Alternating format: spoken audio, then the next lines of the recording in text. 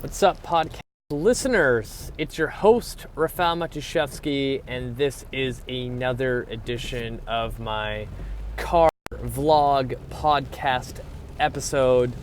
So enjoy. The first thing I want to get into is a little reflection piece on my career, because I haven't really celebrated this accomplishment yet.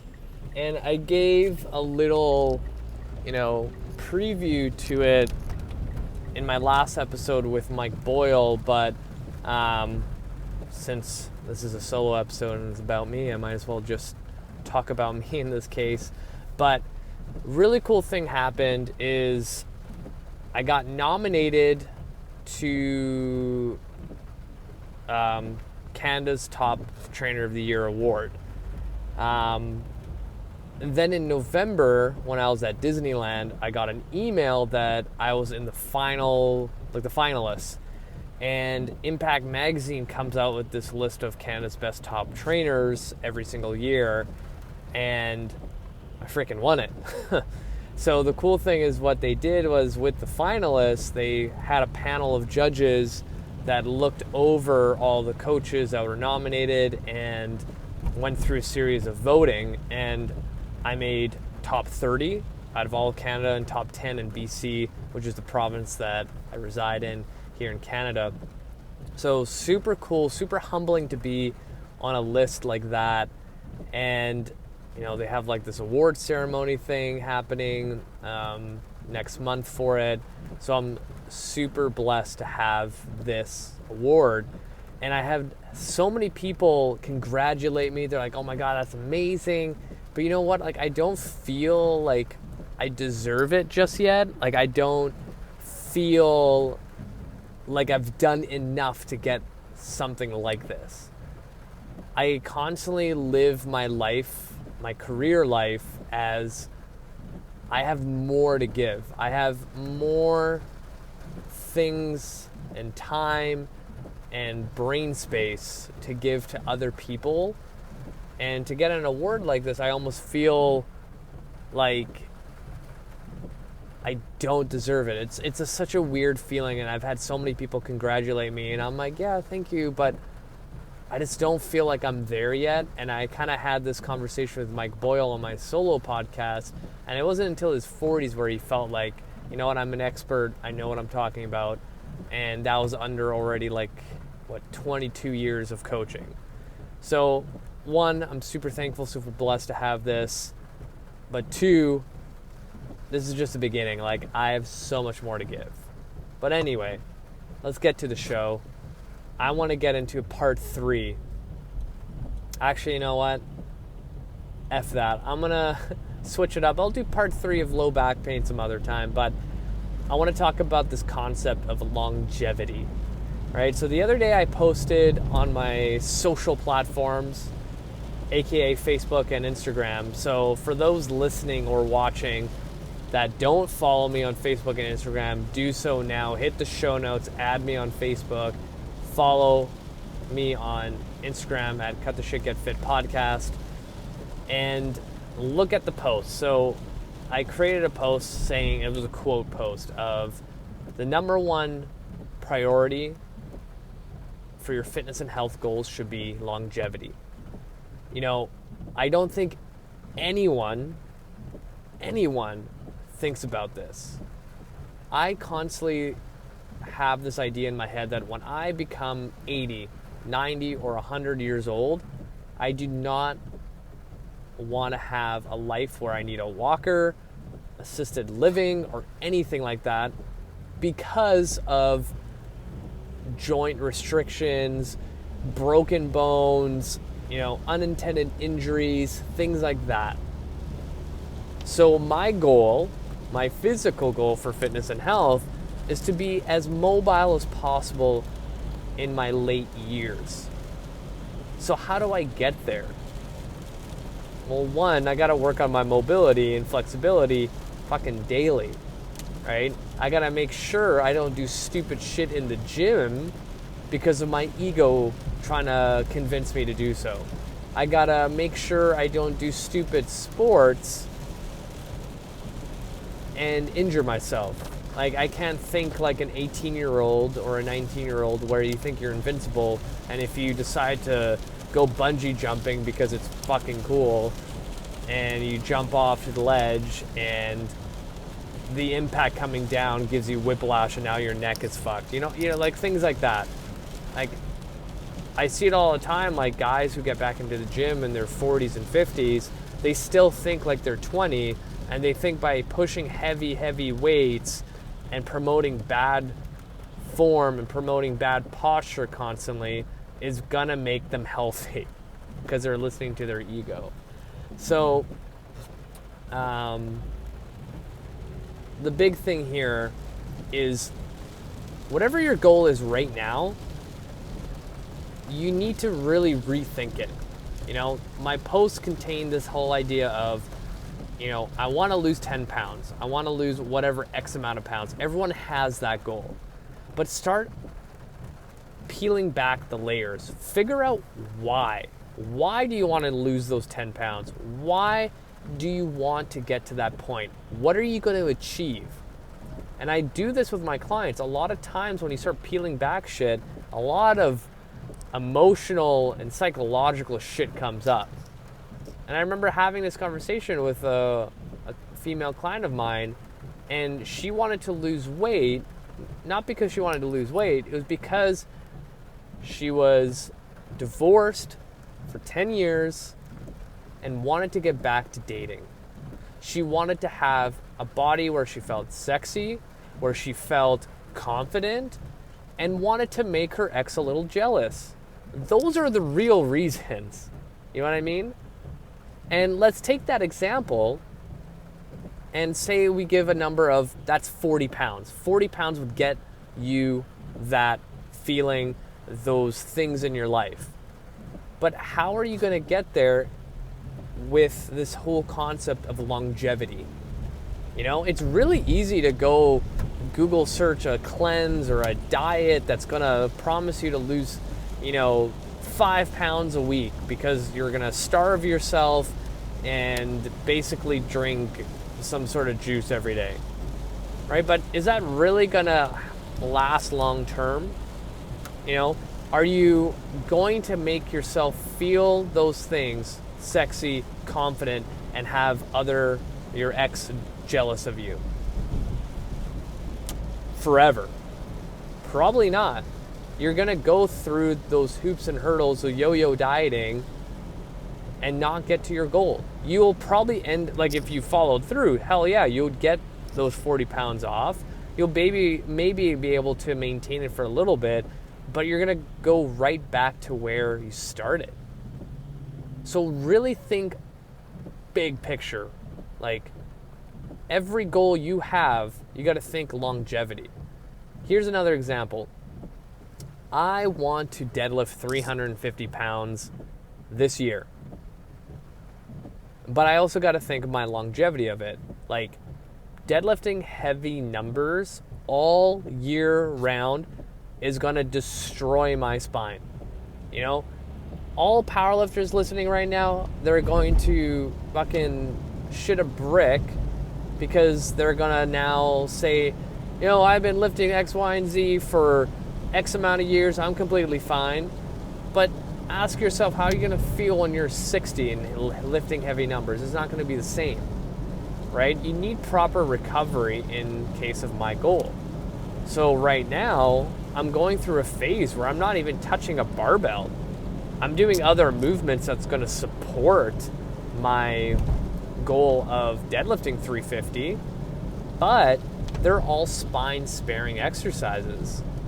So going off of that logic, same thing with the last example of the woman wanting to feel sexy again, lose 40 pounds, and get her confidence back and have her ex a little jealous.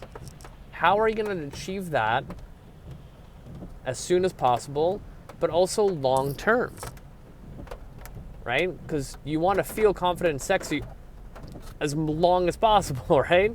Like it's not going to be a 2-week thing and then you're boom done.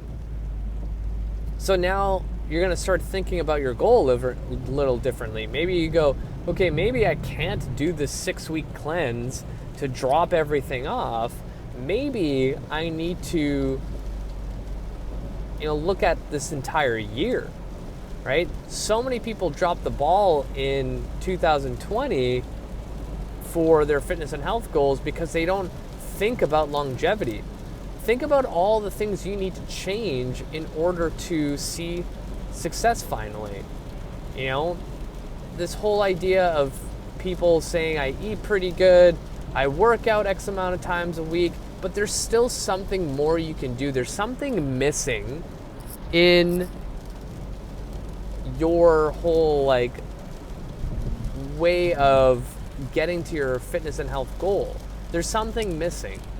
So people don't actually sacrifice enough little things that add up over time to give you what you want.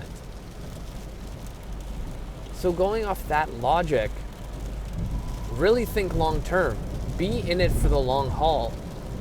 Fitness and health is not a 6-week thing, a 6-week thing, 3-month thing, a year thing. It's a lifestyle. If you truly want to stay in it, be healthy and happy, and hit all those goals you have in your head and all those desires you want to have with your body, think lifetime.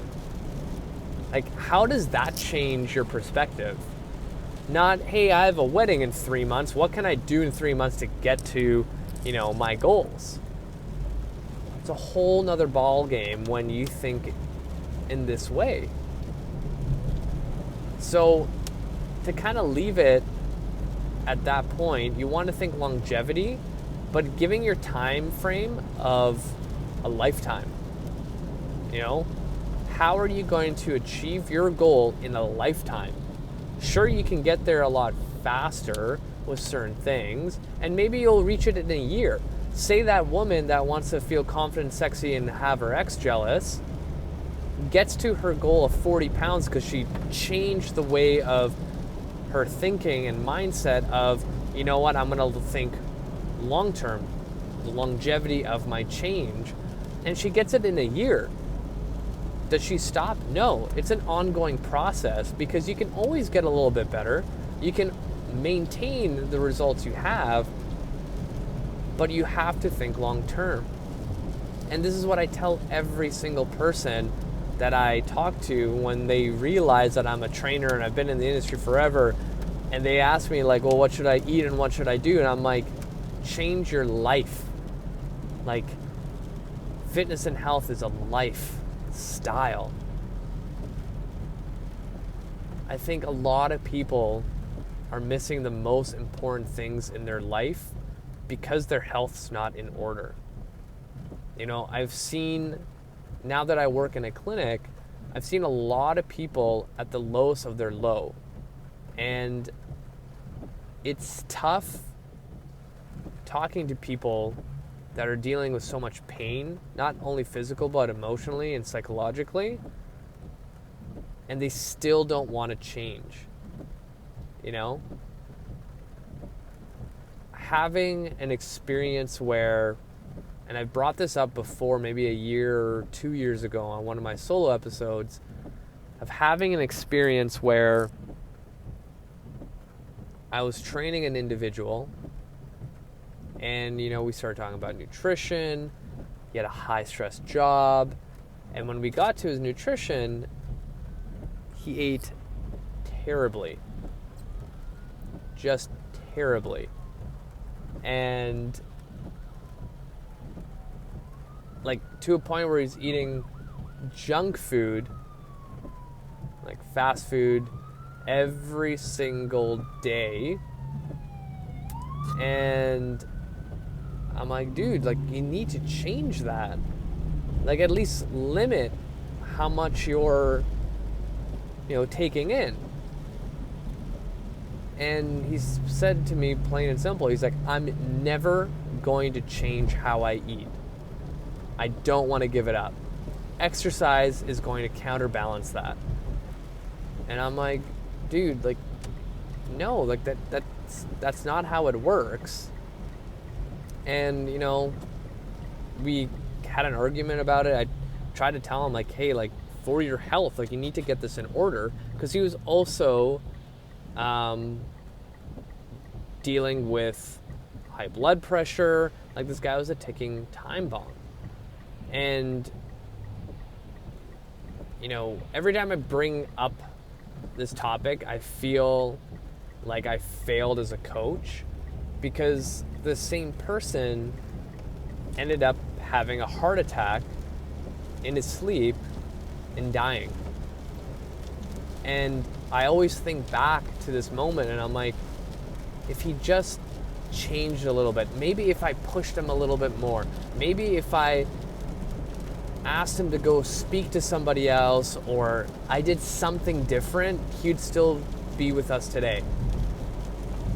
And all he had to do was think long term. This guy left his wife with 2 daughters to raise them by themselves. And when I think about this situation, so much of that could have been reversed with just simple, small changes, but expanded for a lifetime, long-term longevity, and maybe it wouldn't have happened.